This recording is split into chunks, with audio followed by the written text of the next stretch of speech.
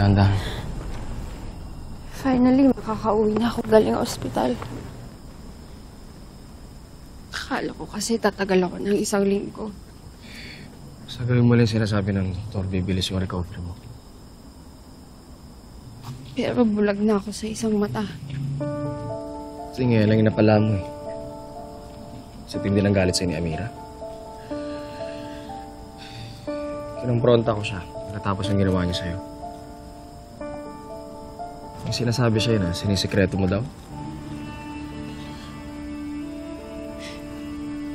Ano yun? Don't tell me na naniniwala ka sa sinasabi ng buwang yun. Mahirap na sagutin yung tanong. Ba't di mo sagutin? Seb, please!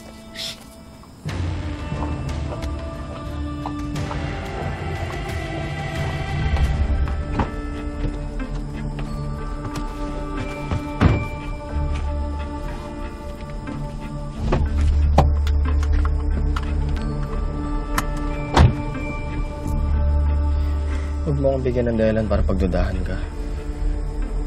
Dahil kapag may ginawa ka, ikapapahamak ng pamilyang to, lalong-lalo na ng anak natin. Maxine, sinasabi ko sa'yo, iiwanan kita.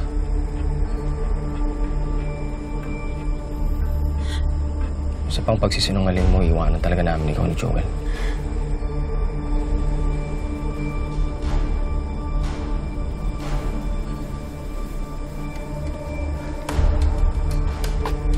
Pare. Ano ba mo rito? Tinawagan ako ni Maxine. Hindi mo daw sinasagot yung tawag. Kung susunduin mo siya o hindi. Kaso nakita ko kayo mukhang may pinagtatalunan yata kayo eh. May problema ba? Kaya nga lang. Ha? Ano, di mo sasagutin yung tanong ko? Hindi natin anak si Joel! Sabi mo?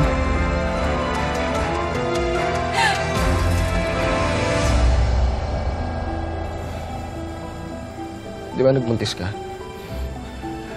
Sabi mo ako yung ama.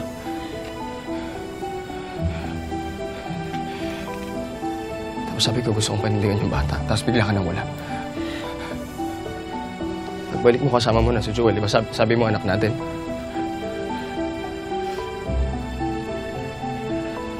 Di ba?